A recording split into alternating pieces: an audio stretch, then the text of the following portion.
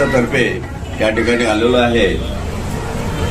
आज या ठिकाणी एकेकाळी मनसेच्या फायर ब्रँड नेत्या वसई विरार हा विभाग ज्यांना घराघरात ज्यांना ओळखतात अशा आपल्या राणेताई श्रद्धा राणेताई माझ्याबरोबर आहेत।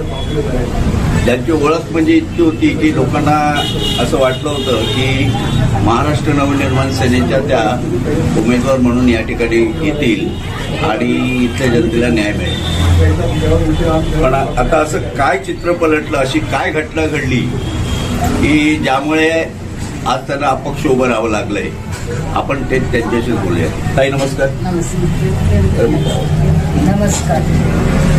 काय असं काय झालं लोकांना, म्हणजे आज खरोखर ना खरं वाटत नाहीये की तुम्ही मनसेवर नाराज होऊन अपक्ष उभे राहिला की मनसेकडनं असं काय घडलं की जेणेकरून तुम्हाला आज अपक्ष राहण्याची पाळी आली तुमच्यावर? असं काय घडलं? असं काय घडलं म्हणजे मी तर मनसेवरती नाराज नाहीये आणि नाराज होणार पण नाही। पण आता मनसेनेच आम्हाला नाराज केलेलं आहे। एवढे वर्ष 2006 पासून पक्ष स्थापनेपासून मी आज काम करते। बरोबर। आणि आता काय पक्षानेच आपल्याला डावळलंय, त्यामुळे आता आपण पण काय बोलणार, काही बोलूच शकत नाही। जे काय बोलायचंय ते मला 16 तारखेच्या नंतर मी बोलणार आहे। बरोबर।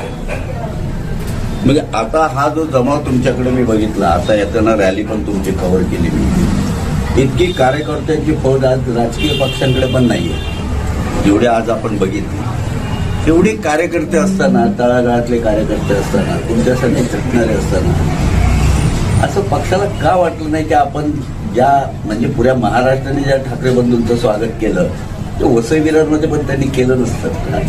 हा माझा प्रश्न आहे। वसई विरारमध्ये केलं नसतं का? केलं असतं। एका बाजूला भाजप आणि त्यांची युती, दुसऱ्या बाजूला 35 वर्ष राज्य केलेलं बहुजन विकास आघाडी त्यांचं राज्य होतं, आणि तिसऱ्या बाजूला ठाकरे बंधूंची एक ताकद उभी राहिली असती। बरोबर आहे। आणि त्या ठाकरे बंधूंच्या ताकदीमध्ये अनेकांना न्याय मिळाला असता, अनेक नगरसेवक झाले असते। लोकांची अपेक्षा ती होती, म्हणजे आम्ही पत्रकार आम्हालाही तेच वाटत होतं की अशा पद्धतीची ट्रायंग्युलर फाईट होईल। पण खरं सांगा, मनात असं वाटतं काय कुठेतरी चुकलंय पक्षाचं?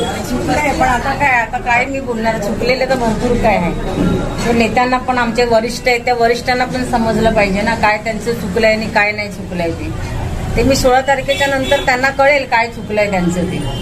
आज जर आम्ही 2006 पासून पक्ष स्थापनेपासून मी आज जर इथे कार्यरत आहे, आज मी एवढं काम करते आणि या कामाचा मला मोबदला भरपूर काही मिळालेला आहे, तो मला आता दिसून आलं या इलेक्शनमध्ये। ते नक्कीच मी